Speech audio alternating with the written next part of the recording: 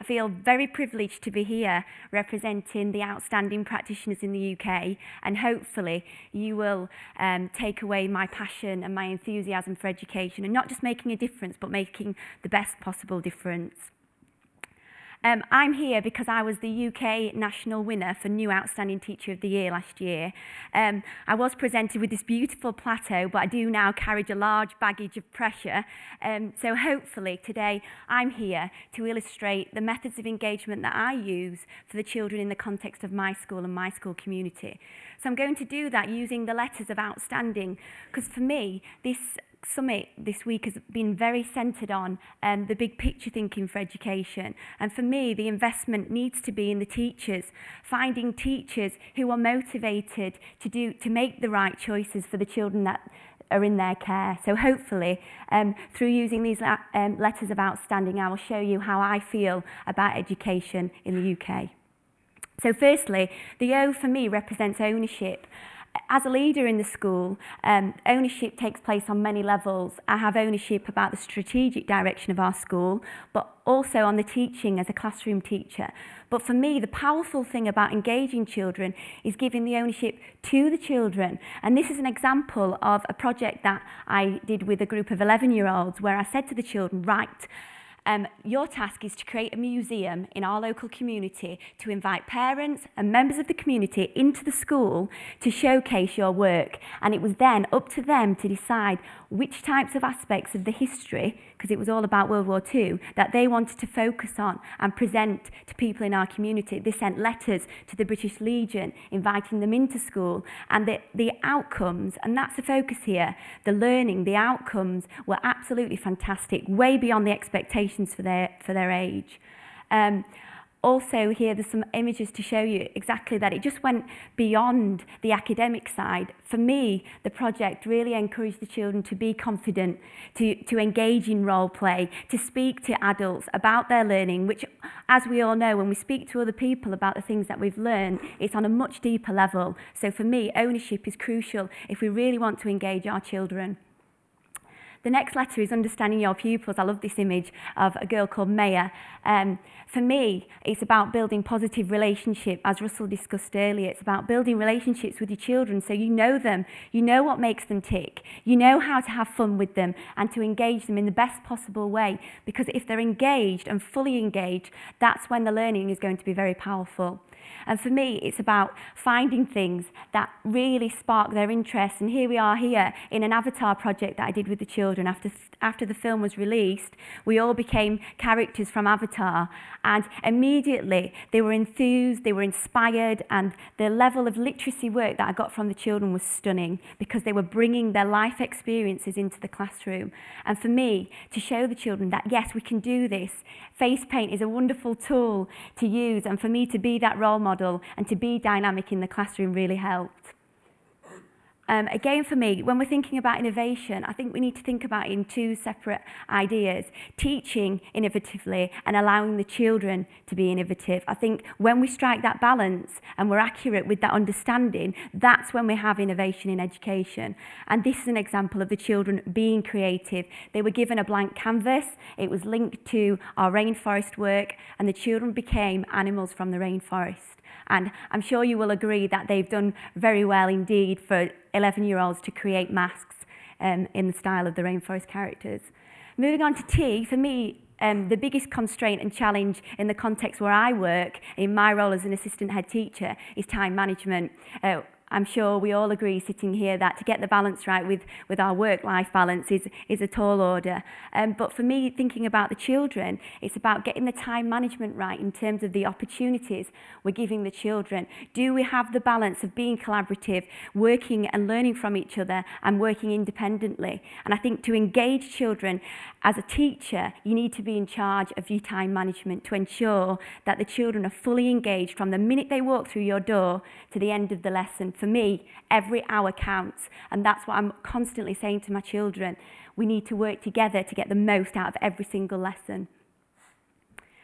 Also thinking about having a sense of humour, I think it's very important. I don't claim to be funny, but I say to the children, join in with me and be able to laugh along at situations, and it does involve us dressing up and being in role. It does involve experiences where they enjoy, and for me that's crucial. Not necessarily to have fun, because learning is not all about having fun, but it's the enjoyment through working hard and rising to challenges that's important for me, along with the sense of humour.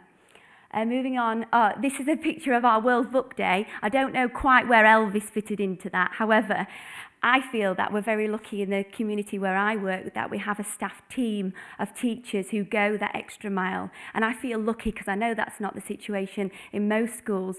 So as a leader, my passion and drive is to find teachers who choose to be great. Somebody once told me that great teachers don't just happen, you have to choose it. And I would love to think that there are people out there who are choosing to be outstanding, because that's when we're going to make the best difference for the children. Target setting. In the UK, our educational system is heavily based on target setting. And for me, the way that I try to manage that is to ensure that it maximises the learning and not hinders. I work very closely with the children, teaching them how to set smart targets. It's a life skill. We all live to targets. And the children in the school community where I work have a good understanding of that. And they know that we have to set our targets. And if they are reaching their targets, then they're engaging in their learning. I like to think that to be an outstanding practitioner, I try to have a toolbox that has a range of approaches. And for me, being alternative it requires you to take a risk. And I think this picture encapsulates here that Rosie, the young girl there, mixing the vinegar with the bicarbonate of soda. She was terrified of what might happen. But for me, her understanding from that session was way beyond what I expected, because she was interested, she was hands-on. Like we were saying earlier, 70% is about doing, the children being scientists. And for me, that's crucial if you want to engage the children. Moving on to awe and wonder. For me, lessons and teaching and education is about inspiring and allowing the children to have these wow moments. And science can do that brilliantly, and I think we must strive to make sure that we give the children those opportunities. Using media, it's been discussed throughout the week, but for me it's a tool that enhances the learning and the teaching, and I put the learning first because to me that's the most important aspect of my role. We've already discussed earlier about high expectations. I like the phrase, a steel hand in a velvet glove. The children know that if I want to get the most out of them in the lesson, they have to rise to the high expectation. And that's when you get work like this. 10-year-old children using clay to produce clay ballerinas that are glazed and ceramics. For me, they could be presented in a gallery, and that is children rising to high expectations. Being dynamic, here I am as Harry Potter. That's why I'm finding it very difficult today, standing behind the lectern, because for me, engaging teachers are dynamic, and there's an appropriate time to be working around the classroom and engaging them through an engaging style. Being inspirational, it's a term that's used a lot throughout the UK, but for me it's finding opportunities for the children to do something different, to have an experience that will stay with them. Because by the time they leave us in our junior school, these are the moments that they remember, and it takes a lot of time and preparation, but going that extra mile does, for me, have massive learning gains. My one big thing as an assistant head teacher is to be able to go into a class and look at the children's eyes. And if you can look out to the children and see their eyes focused, to me that tells a great story. And that's the first thing that I look for. If I'm observing a lesson, I look at the children's eyes. And to me, that tells me whether they're engaged. New ideas and experiences, this is nothing new, just finding different ways to tap into the children's learning. And here's an example of using dog biscuits for the children to explore the parts of the skeleton. And again, an alternative method. They were engaged. They could tell me the appropriate name for every single bone in the body. And for me, that's what education's all about. I'm being flashed a minute here, so I'm just going to whiz through the next thing.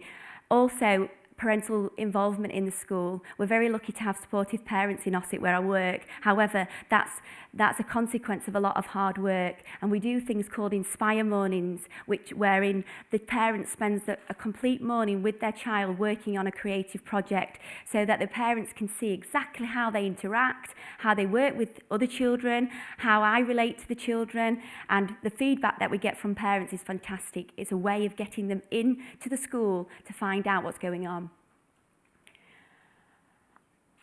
So many people have talked about fostering talents this week, and for me, I'm going to end by saying that children are all individuals, and we all must strive as practitioners on a day-to-day basis to find their talents, to foster that, and to allow them the opportunities to shine, whether that's through the performing arts, the visual arts, science, maths, music.